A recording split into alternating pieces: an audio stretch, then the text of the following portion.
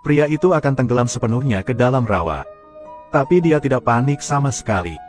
Sebaliknya, mata petani itu tertuju pada dua ekor musang kecil di atas pohon. Tak disangka, musang kecil itu sepertinya paham betul maksudnya. Baru saja terlihat hewan di depan bergerak ke arah pria itu datang. Namun dengan perawakannya yang kecil, ia sama sekali tidak mampu menarik pria itu. Saat ini, musang kecil juga tidak menganggur. Baru saja melihatnya mengunyah kulit pohon dengan gigi tajam. Dengan cara ini, cabang-cabang secara bertahap membengkok di bawah kerjasama mereka. Pria itu pun meraihnya di saat yang tepat namun terkejut karena kekuatannya terlalu besar. Cerpelai itu langsung dilempar ke bawah. Ia menepuk-nepuk kaki kecilnya dan meminta bantuan pria itu. Namun ketika pria itu bangun, dia sangat lelah dan kesulitan bernapas. Kemudian dia menyandarkan kepalanya ke batu untuk beristirahat. Pada titik ini, cerpelai kecil tidak tahan lagi. Dengan sangat cepat ia jatuh sepenuhnya ke dalam rawa. Dan lakukan perjuangan terakhir. Hal ini membuat musang kecil yang tersisa sangat khawatir. Terus-menerus berkicau di pepohonan. Cobalah untuk membangunkan pria itu. Untungnya pria itu bereaksi dengan cepat. Setelah itu dia tidak berani menunda. Dia segera memasukkan tangannya ke dalam lumpur. Namun saat ini, tidak ada pergerakan di rawa tersebut. Pria itu tidak berani mempercayainya. Jadi dia meraba-raba sebentar. Tiba-tiba dia sepertinya menangkap sesuatu. Pria itu menyeringai. Detik berikutnya, musang kecil yang berlumuran lumpur itu ditarik keluar. Tadinya bulu cerpelai bersih, tapi sekarang seperti air mengalir ke saluran pembuangan. Mata jernihnya agak bodoh. Persis seperti dia. Pemeran utama pria segera memutuskan untuk membawa mereka berdua bersamanya. Dan menamakannya Sabe dan Besa. Di tengah perjalanan, seekor elang hitam tiba-tiba terbang di depan pria tersebut. Kemudian ia menatapnya hidup dan mati. Pria itu memperhatikan sesuatu yang tidak biasa. Sehingga kemungkinan berkomunikasi dengan hewan kembali terbuka. Dari mata elang hitam, dia menemukan. Ternyata ada binatang yang sedang diburu di depan. Jadi dia segera sampai di sana. Benar saja, ada dua orang yang mengelilingi seekor harimau hitam. Sebagai raja para binatang, manusia tentu tidak akan membiarkan hal ini. Saat dia menggunakan kesempatan ini, dia menemukan pemahaman diam-diam antara kedua musang tersebut. Dia kemudian melepaskan Sabe dan Besa. Baru saja melihat dua musang kecil berebut tempat pertama. Cepat ambil senjatanya tepat di bawah hidung musuh. Tidak ada senjata serangan jarak jauh. Kedua tentara ini sama sekali bukan tandingan pria itu. Melihat hanya 2-3 pukulan dikalahkan olehnya. Tidak terduga saat ini, bala bantuan musuh datang tiba-tiba dengan busur di tangan. Pada saat kritis, seorang pria berteriak aneh ke langit. Detik berikutnya, elang hitam tadi muncul kembali. Kemudian salah satu kakinya menendang prajurit yang terjatuh dari kudanya. Lihatlah prajurit terakhir ini. Harimau hitam akan mengambil tindakan. Pria itu pun langsung mengerti. Jadi lemparkan anak panah untuk membebaskan harimau hitam itu. Harimau hitam, yang marah dalam waktu lama, langsung berlari ke arah prajurit itu. Akhirnya ia berhasil membalaskan dendamnya.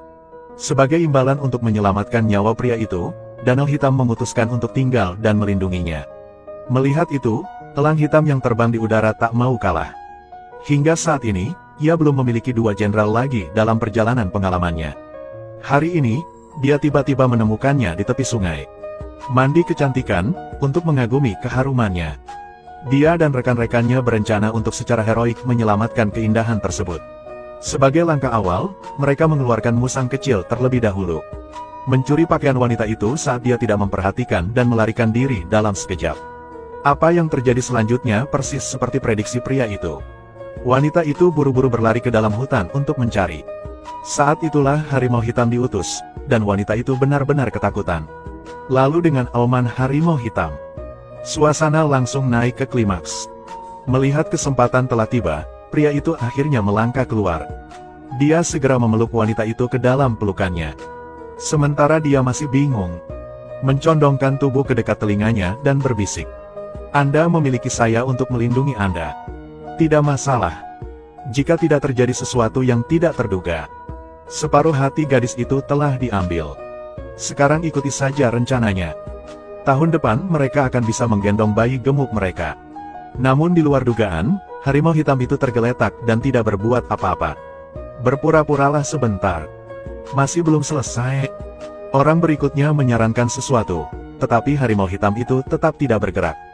Hingga pria itu kehilangan kesabaran dan berteriak. Harimau hitam baru dengan enggan pergi. Namun, saat itulah pria itu akhirnya berpikir dia akan memeluk kecantikan itu lagi. Kejutan. Kamu orang yang baik. Melihat wanita itu pergi, pria itu patah hati. Pada akhirnya hanya persaudaraan yang bisa dipercaya. Setelah sedikit bujukan dari mereka, pria itu mendapatkan kembali kepercayaan dirinya dan memutuskan untuk menempuh jalannya sendiri. Tidak butuh waktu lama bagi pria tersebut untuk mencapai suatu negara. Dia sangat mulia, tapi dia memakai karung. Tampaknya takut seseorang akan mengenali saya. Penyihir itu mengangkat anak itu tinggi-tinggi. Detik berikutnya, buang ke dalam lubang api.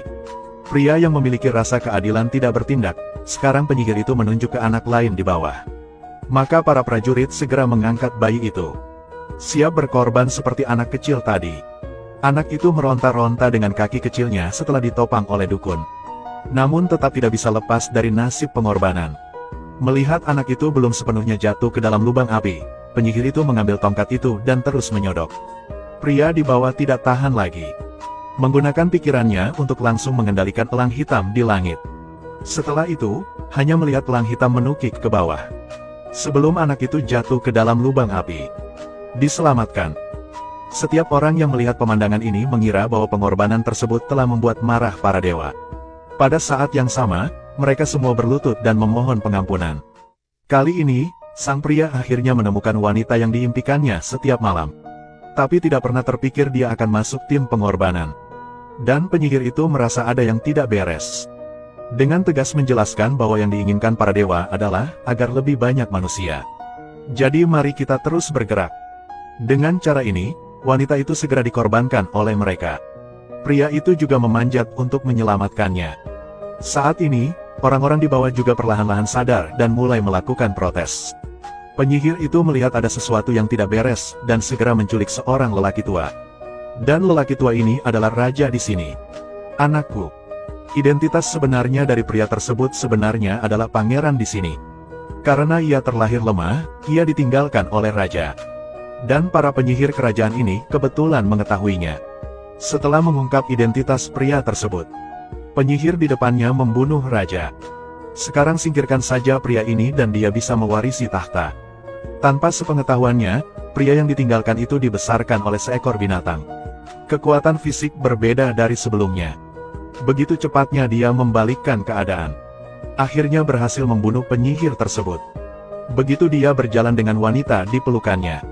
Anehnya, penyihir itu belum mati. Dia mengambil belati dan berjalan ke arahnya. Pada saat kritis, Sabe bergegas maju. Lalu gigit lehernya. Namun tiba-tiba, saya juga ditangkap oleh penyihir tersebut hingga terjatuh ke dalam lubang api. Menunggu pria itu datang sudah terlambat. Melihat kakakku yang mengikutiku sepanjang jalan meninggal seperti ini. Pria yang berduka.